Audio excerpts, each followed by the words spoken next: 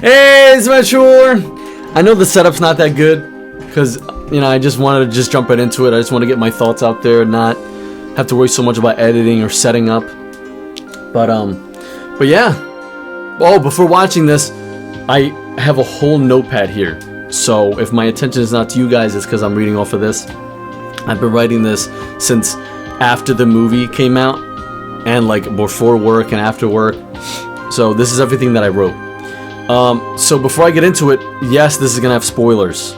So please watch the movie before you continue watching this. Thank you. Alright, well, let's begin. Okay, so one of my favorite video games of all time finally has a movie adaptation. So I'm just gonna jump right in. I didn't even realize my water was in the way. I'm just gonna jump right in and just say it. This movie is awesome. Shadow's sad story was portrayed really good. Sonic and friends saving the world is always going to be a badass. All the action scenes are great. Everything's great. I just have to say that. Let me scroll down. I don't have like my desk is all the way over here, so I gotta lean forward. But now I want to get more into the details. Okay, so I remember as a kid wanting this movie. I remember I was a kid. It was in Florida when I was living in Florida, and I remember I think I like was just chilling in my room one day, and I'm thinking like, dude, how cool would it be if they made a movie about Sonic Adventure 2 and a movie about Ocarina of Time? Like, you know what I mean? Just like a kid having high hopes, right, for like the future and stuff like that about video games. Like those movies I've always wanted was those two movies, and I finally got right Sonic Adventure 2, so that's one of them. And hey, it has been confirmed, right, that there is going to be a Zelda movie. I don't want to get too much into that. I want to focus on Sonic for now. But yeah, like so far, hey, right, I'm halfway there. I'm halfway there with my wishes coming true. So yeah, I literally used to just wish that Sonic Adventure 2 came out to the big screen so everyone, even non-gamers, could experience the story of this game and how awesome it is, right? And how the story unfolds and all the characters that we meet along the way. And so I grew up with the video game. I will always love the video game more, right? That's just gonna be automatic, right? So that's kind of like gonna push me in the direction of saying that there's things I liked about the movie and things I didn't like, right? Obviously. So the first thing I want to say is, now that we're getting to the details, is this is definitely the best of the Sonic trilogy. Like, if you have played Sonic in your life, right? If you've played Sonic games and you're not really a movie person, I would watch this movie. This is the best of all three movies. And the reason I say that is because the direction the movie takes, I wrote it down. The direction of Sonic and friends, here we go, and human characters has finally broken that who is shown more, right? There's the Sonic and friends and there's human characters, and it's usually like this. It's usually teetering. But this movie actually made it actually broke that middle barrier and actually focused on the freaking characters that we're going there to see, right? So that's automatically, like, that made me, right, the movie made it win for me. For that one being out of the three, that one automatically wins because of that, right? And I wrote here, my mouse is here and I'm reaching over here, because I wrote right here, I'm not going to the Sonic movie to see people, right? I'm going to the Sonic movie to see Sonic, right? I came to the theaters to see Sonic, not marriage problems or where we're gonna move to or how much money we're getting. I don't care about none of that. I'm going to see this, you know what I mean? So that's just a funny thing, like, that you have to like worry about that when getting movie adaptations. It's like it can't just be like the game and that's it. Alright, so secondly, on to the second thing. Here we go. Secondly, which this should be the first, but it's what I wrote. Okay, yeah, that's what I wrote. So I was just kind of rushing through this. Like, I had all these thoughts on my mind, and I'm kind of just rushing through the notes and just trying to jot it down so I can talk about it. So, how they portrayed the scenes of innocence and friendship between Maria and Shadow. I wrote, this is actually something in the movie. Oh yeah, this is actually something the movie did better than the game. Like, I love this game. I love this game with all my heart. But the movie actually outdid the game in that aspect. I wrote, me personally, it was the only thing the movie outdid. You gotta understand that Sonic Adventure... Oh yeah, Sonic Adventure 2 came out... Oh yeah. So I'm basically buttering it up. I wrote Sonic Adventure 2... I played it at like the perfect age, right? Where like I'm introduced to the whole going on an adventure and saving the world and stuff like that. Oh yeah, here we go. And I wrote in the game, she was just a pure soul that was born in the wrong place and at the wrong time. But the movie actually shows more of how the early life of Shadow was impacted by Maria. That's what it was.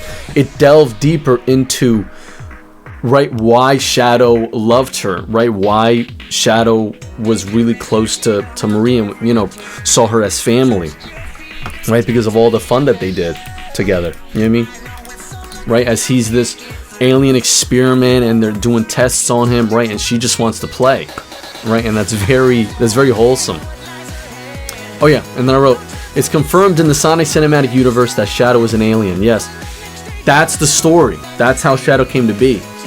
He crash landed from space in like a giant, like weird purple rock. And when the government found it, they opened it up and Shadow was in it. That's how he was born.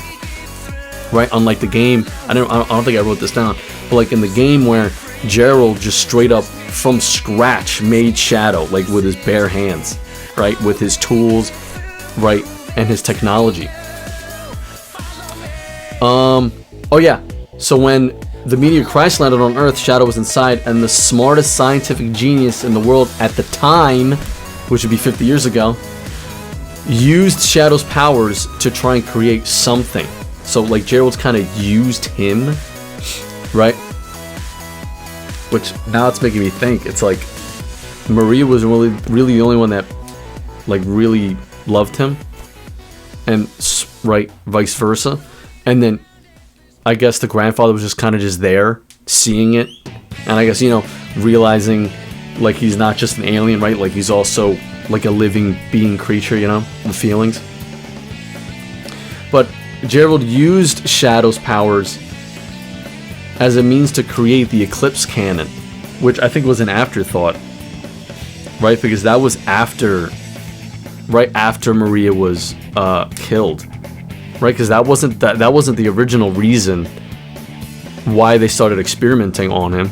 It's simply he's an alien. They're like, let's see what he's got, what he can do, right? What makes this thing so interesting, right? And then like, I guess that's just the early life of Shadow, what was happening. Anyways, I'm kind of rambling. I'm thinking right now, like, that stuff wasn't written down. I'm thinking right now. Oh yeah. So the early life of Shadow was essentially he came from nowhere, right? Because he don't know, and no one else knows, right? So he's very lonely, very confused. And this is something I wrote in parentheses. And I wrote, it's interesting because in the game, the reason why he was always confused and always so, you know, to himself and always thinking was because it was trauma of remembering his friend and what happened that day, right?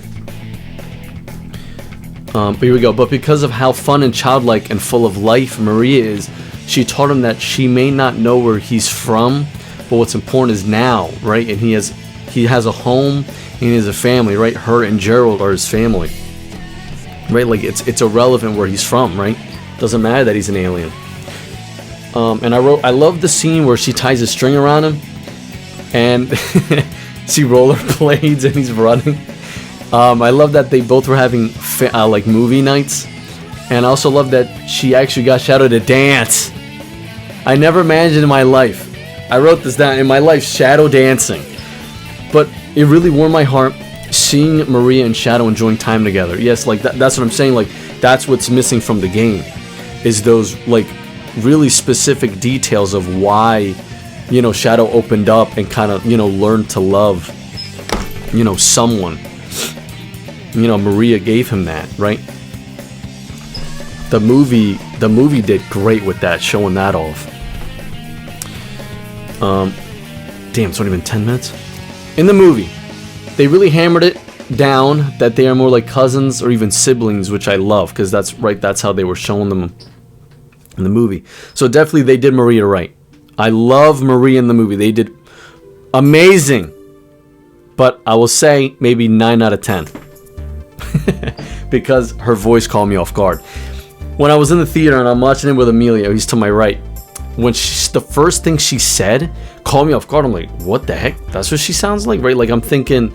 So I wrote, in the game, she's more of like an 8-year-old, right? Like, she has a very high-pitched, very young sounding voice. And in the movie, they kind of went for more like a 13, 14, right? Like preteen, kind of like Maria, which I guess it doesn't really make a difference. But I noticed, I just noticed by her vocal cords that she's already like, it's like her voice is already deepening. Like, I guess it doesn't really matter, but you know, I'm just trying to get so close to the game, bro. Right? So it's just a minor pet peeve.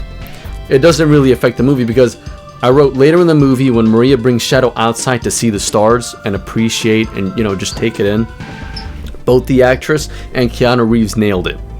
That was a very nice, heartwarming scene they had together, right? That moment they shared. Now, next thing I want to talk about is the teamwork. In Sonic Adventure 2, it was more of a mechanic that the story played around, right? Or the other way around.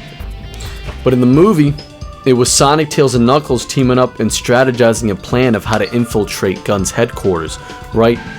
Unlike... Now, my memory is sloppy with most things, but with this, what I remember them actually teaming up and actually working together and thinking of a plan was when they were on the Ark. They were on the Ark when everything, you know, when crap started going down. But in this, they're already teaming up super early. Like, they're not even on the Ark yet and they're already teaming up. But it's cool. I like it. That's a good thing. So in the movie, Sonic, Tails, and Knuckles team up with Tom and Maddie, strategizing a plan of how to infiltrate Gun's headquarters to acquire the second key. Because in the movie, they had basically, like, I guess you could say the MacGuffin. I don't like to call it that, because I like to see each movie for its, you know, each being special. So to just name everything a MacGuffin, every little item or whatever, I don't really like to call it that. But, you know, just to make it simple and easy, I'll call it that. They needed 2 keys to even activate the Eclipse cannon. And in the building of Gun's headquarters, that's where they had the second one. Robotnik, no, not Robotnik. I think Gerald had one already on him. Like, he kept it. So it was Sonic and Sonic Heroes, basically, and the Robotniks both trying to get into this building, right, and trying to sneak around the soldiers and stuff, trying to get to the main room where the key's being held. So that was a really cool action scene. Oh yeah, and this was also a very cool moment for Tails' moment to shine, right? Because there's a lot of Sonic running, Knuckles being strong and punching things, right? So I think that was really cool that Tails had his moment, right, where his brains got to be in the spotlight, right? And it says, right, being the brains of the team, it was really cool that Tails had, oh yeah, his little hologram on the table. He was showing everybody before they actually went to London to execute their plan. Right, he's typing away at his computer. Oh, when he hacks Eggman's crab and Shadow and Agent Stoner in there. I love that. That's literally like such a Tails thing to do. Like, you'll just be chilling and all of a sudden Tails is on your freaking monitor like giggling, like you're right. Also his USB, Tom using the USB, but also Eggman had a USB of his own, right? They both know how to hack. And of course, I always love me a ridiculously fast Sonic scene, right? Just because Sonic can do it.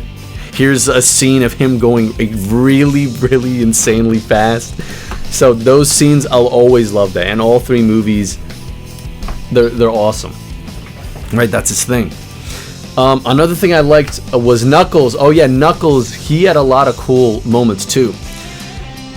One thing that sucks, but this is just like a me thing, is and I know my cousin Johnny will probably feel the same way, but Knuckles didn't really get a rematch against Shadow. If you guys remember, I think it was in Tokyo they were, when Shadow, right, got off the island and went to the city to see, you know, what's going on, what's different, right, where is he?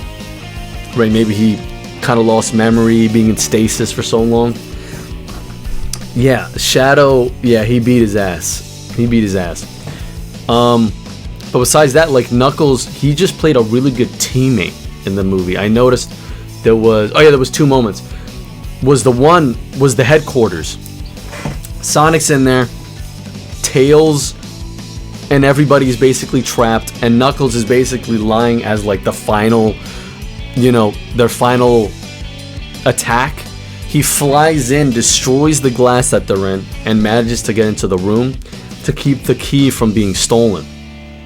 That was really cool on Knuckles. And then another moment was after the Eclipse Cannon shot, and I'm kind of jumping all over the place, but after the Eclipse Cannon was shot, oh yeah, and Shadow had the plan to, you know, move the Eclipse Cannon away from Earth so no one gets affected by any gases or any kind of explosion, right, flames or whatever. Sonic went unconscious trying to stop the laser, right? He tried stopping the laser, but it was extremely powerful and ended up draining him, and he went unconscious and started barreling towards Earth. Tails saw that and went to go fly, brought a ring with him, and as he's going to get him, he grabs him. He's not strong enough to, you know, whip and really throw that ring in front of them, so they just fall right in. Then he ends up going unconscious. And, right, just as things seem bad, right, Sonic and Tails are barreling to Earth, right? They're going to end up smoking up in flames because that's how the atmosphere works. They might not even land in water. They might hit the ground and maybe even die. And Knuckles comes in, swooping in, right? He grabs the ring. He throws it. He grabs both of them and, you know, takes them into safety. So Knuckles definitely had some really cool teammate parts, which I really like. Yeah, so I would say the movie also played very faithful to the game. The movie stayed faithful with the whole teamwork thing with the game, because that's one of the most like important parts of the whole game. Is there's Sonic's story, right, Shadow's story, right, and then there's Last Story, I think it's called. And in that one, that's when everybody's working together. Everybody's talking on the walkie-talkies. Everybody's, you know, doing what they can provide for the team and stuff. So the movie, it stayed definitely accurate to that. Interesting, because in the game, because in the game, during the Eclipse Cannon countdown, every team member from Sonic all the way to Rouge, right, all six characters, everybody was helping to save the world, right? Some of my favorite parts of the game. I also really did love the moment between Agent Stone and Tails where he was explaining that every team member is special. That I really like that. Reminds me when I used to do crew battles with my online friends in Smash, and that's really cool because everybody has their own. Everybody can provide their own little something, you know. And now for the jokes. Okay, I gotta hurry up because now I got 10 minutes left. Now for the jokes. Just another small pet peeve. I think there was a little too much humor. I think there was just a little tad too much comedy. Just a little too much comedy.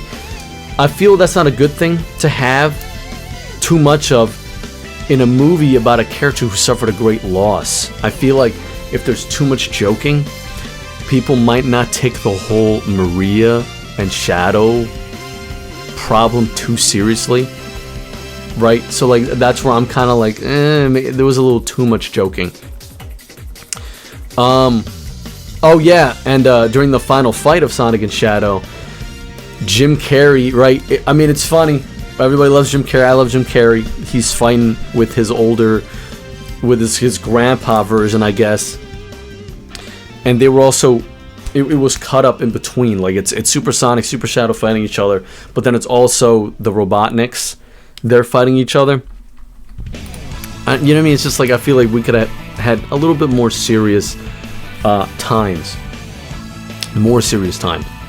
What else was? Oh yeah, and then like when I knew when the jokes were getting a little too much for me was when even Shadow had a little quip. They're about to go into the headquarters and start, you know, infiltrating. And Agent Stone, he's going towards the crab, and he goes something like, "Oh, we're having steamed fish for dinner," and he jumps in, and Keanu Reeves Shadow literally says, "Revenge fish." I'm like, really? Like, is this just this joke needed to be in? It's not one too many. This had to be in the movie. I was like, it's whatever. But I'm gonna get to that in just a minute about the whole comedy thing, because the movie actually did make me laugh out loud twice. One was when Eggman was questioning Gerald if he was really his grandfather.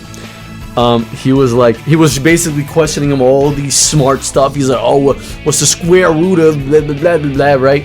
And then he's like, "All right, final question." And this one, you know, damn, I was trying to set it up, but it basically, he responded with like, I don't freaking remember, bro.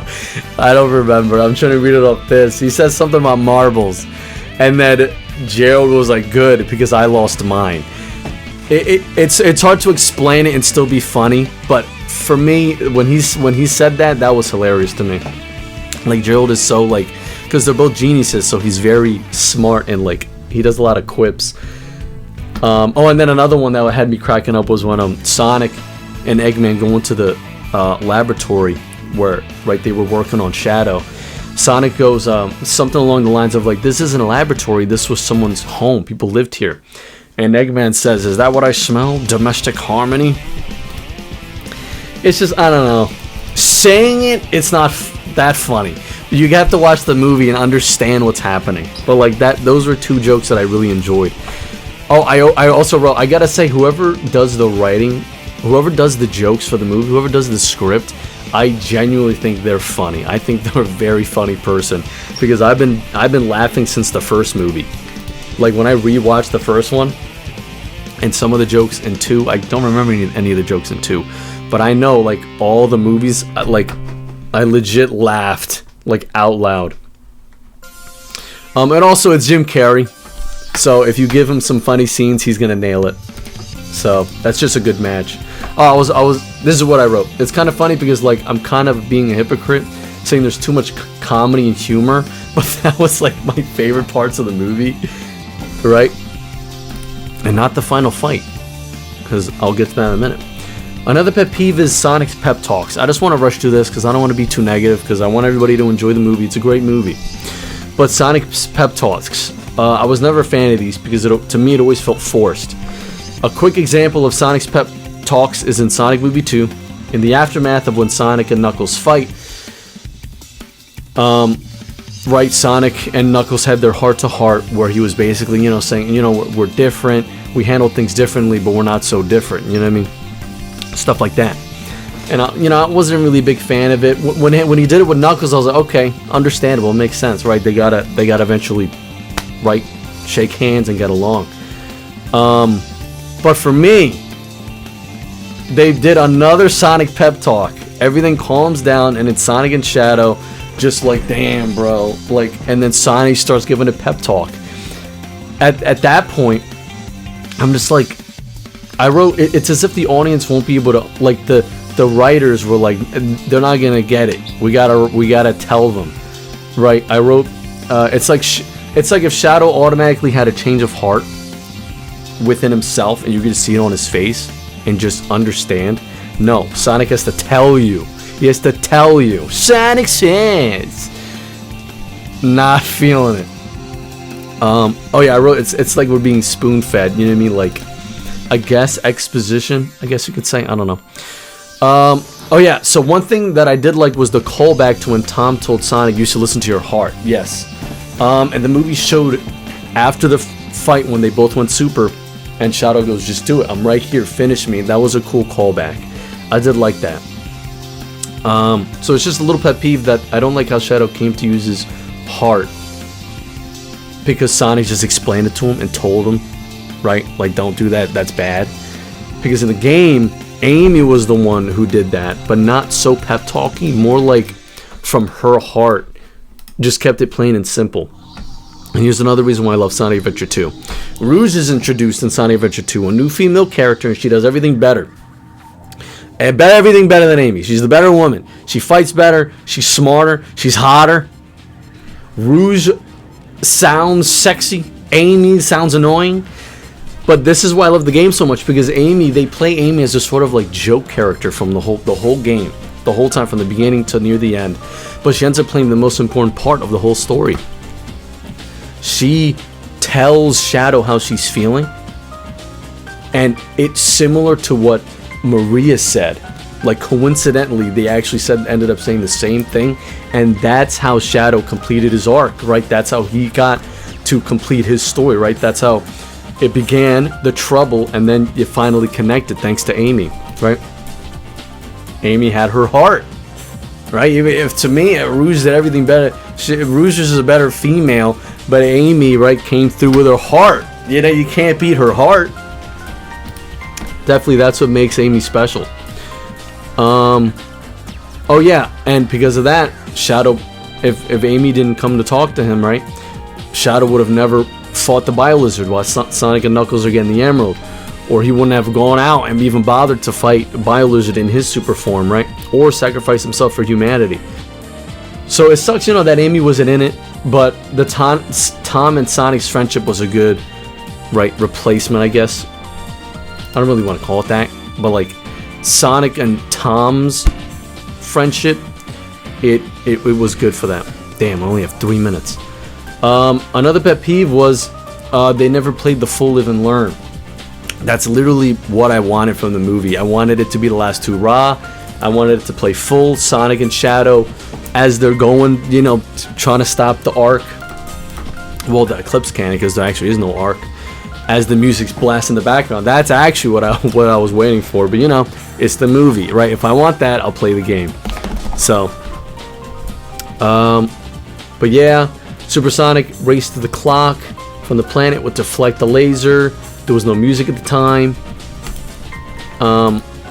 They already nailed Shadow's story. That was something that I really liked. They nailed the story. Oh yeah, double your villains, double your fun. Something that I really did like that the movie did that's not in the game is both Gerald and Ivo were working together.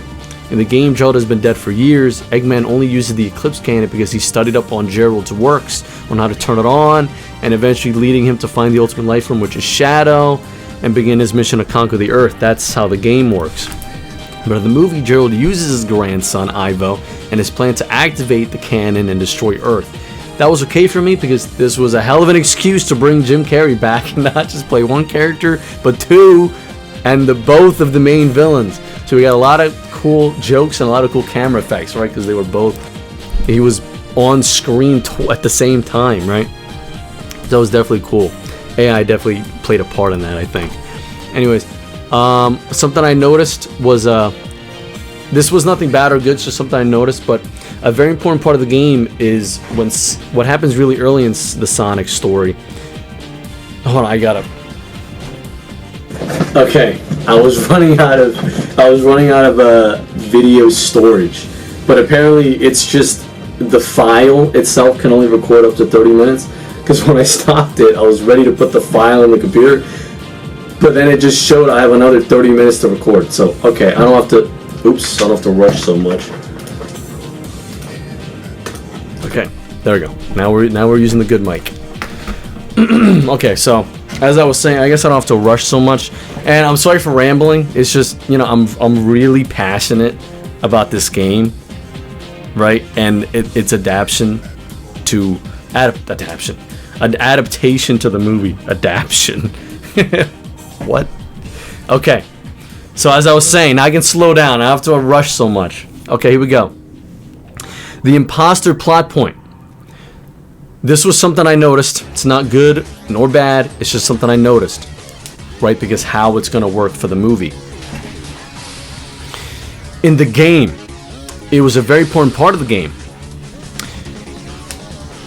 What happens early in the game, in the story, is Sonic is framed for doing bad things, illegal things, and the cops are after him.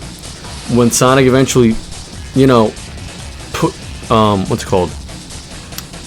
himself in?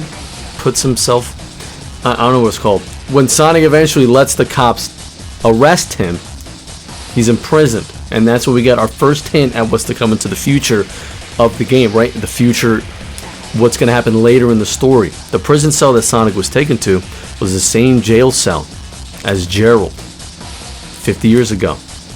On the walls, Gerald was scheming. He had all his schematics on the wall of how to create the arc and create the cannon and get his revenge. But in the movie, they kind of just pointed out that Sonic and Shadow kind of looked the same, and then that's as far as it goes. That's just something I noticed. That's something that the movie did and the game did just differently with the whole like looking alike. Now this is another thing that I liked about the movie was powering the Eclipse Cannon.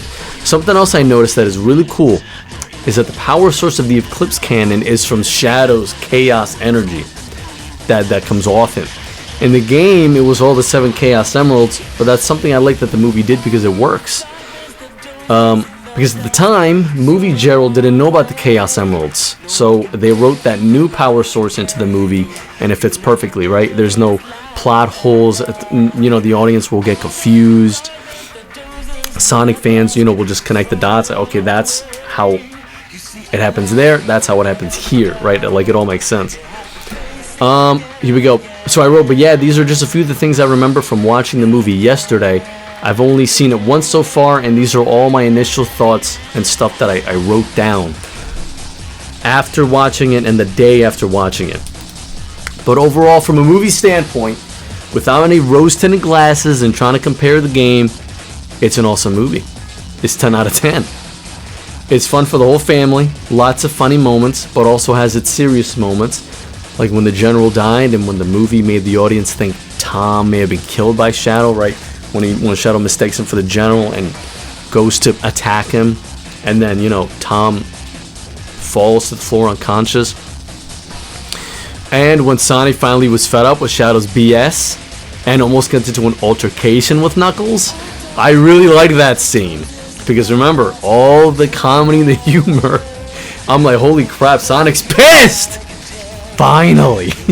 I was like, now I know crap's about to go down, because Sonic, he's not as quippy when he's angry, so I was kind of excited about that. But the stakes are there, and the movie did really good with those parts. Now, before I end the video, just a few more notes. Oh, I called it! I knew they weren't going to shoot her. I knew it. It's not that type of movie. I wrote, how you can have a movie for the family about a witty, super fast blue hedgehog, and then it's in the sequel, a real human little girl gets shot in the face. Not in the face, but, right, you get where I'm getting at. Like, that's such an intense, different realm to even put in a movie. So that's how I knew that that she wasn't gonna get shot. I actually knew that it was gonna be an explosion, because in the trailer it was showing a wreckage. They were kind of outside. Gerald and Sonic are on the Gerald and Shadow on the ground near her. It just looked like an explosion went off. That's how I knew. I was like, okay, maybe something happens where he goes to shoot her and he misses, and it shoots at like a gas tank or something like that. It's a good way to, you know, not be so rated R. I wrote that. I passed by, but I did end up being able to say that. And yeah, like I called it. Okay, so now my two last ones. I wrote just one more. The second last one. I wrote one more, but it's not really one more. Theories. Before I saw the movie with my cousin Emilio, I was telling him how cool would it be if Shadow, because in the trailer, Sonic goes, "What did you do?" and then Shadow says, "What I had to." To me, that made it sound like he did something to Tom. Because right then there was the scene where he was going, Sonic, stuck on the gravity panels. I thought maybe those scenes were connected. They weren't. The trailer made it look like that. But I was thinking, what if maybe Shadow severely hurt Tom, put him in a concussion, or maybe even killed him? And in the end credits, a ring opens up. Someone jumps through holding Tom, and he's alive, and he's brought back home safe and sound. And it's Silver. Silver went back in time to save Tom. Listen, man, that would have been a good, right? That would have been pretty good. That would have been cool. That would have been a great way to have Silver come in. But I guess, it's just some guy, I guess. So I guess they didn't want to put that much emphasis on Tom. But that's how the movie played out, right? He didn't die, and the end credits actually ended up being Amy. Amy is going to be in Sonic Movie 4 alongside Metal Sonic. So who knows? Maybe I'll make a separate video to predict how Sonic Movie 4 will go. I think it's going to be very heavily inspired by Sonic CD, where I hope they stay canon to the game. Like, I'm not even going to get into Peach and in the movie, but I really hope they stay actually, like, canon to the games, and what Amy feels for Sonic and how he inspires her and stuff like that. And the multiple Metal Sonics, that was really cool. I liked that. It was kind of a jump scare because everybody in the audience was like, oh! Right when the eyes started showing up, it wasn't just one metal. I really thought that was cool. I was like, whoa, there's more than one? So my theory is the universe expanding explosion look-alike thing, when Shadow and Eggman steered and held back the explosion from getting Earth. I think they might have caused an alternate universe, right? And we'll see another Eggman and Shadow there come to this universe. Or because Sonic CD revolves around time traveling, I think maybe, just maybe, he doesn't have to, because there's always that alternate universe, another actor can come to play Eggman again, or Jim Carrey returns because Sonic goes back in time, right? Because Sonic CD is about time traveling. Now we have another excuse for Jim Carrey to come back, do more movies, be in it more, right? And enjoy the craft, right? Enjoy the adventure, right? The Sonic adventure. But yeah, like that's my last thoughts. Really, that's everything that I wrote down. But it's gonna be really cool. Like I said, I might make a separate video saying what are my predictions for Sonic Movie 4. What do I want to see, right? But for now, this is about Sonic Movie 3, and it's heavily inspired and follows Sonic Adventure 2, the game, very closely. But yeah, that's everything I gotta say. Hopefully my rambling didn't drone you out, make you just miss like 50% of what I was saying. But this is just, I'm just really passionate about it, right? I care about it a lot. But yeah. Also this, I found this on the sidewalk after a 2-hour drive to Newark with my cousin Emilio to watch the Sonic Symphony. As we were going to the building, I found this just on the floor. So, whoever's this is, sorry you dropped it, but thanks you dropped it.